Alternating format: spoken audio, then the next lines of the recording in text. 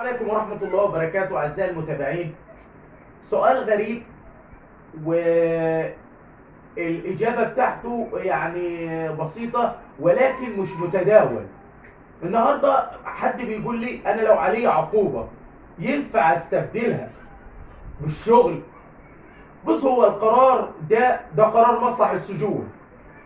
لو العقوبة أقل من 6 شهور بتقدر تستبدل العقوبة بالعمل في بعض الشغل اللي هو بيحدده مصلحة السجون، زي دار مسنين، دار ايتام، ورش بتبقى خاصة بيهم، مش عارف ايه. واليوم بيعادي اليوم، الدوام فيه بيكون 7 ساعات. لو اتخلفت عن الشغل بترجع تكمل العقوبة بتاعتك.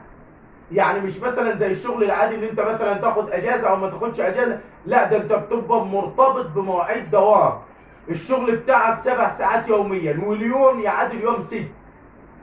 ففيه ولكن بشروط، وطبعا اكيد بتحددها مصلحة السجون، ولكن موجودة بشرط ان تكون العقوبة اقل من 6 شهور. انتظرونا في فيديو جديد ومعلومة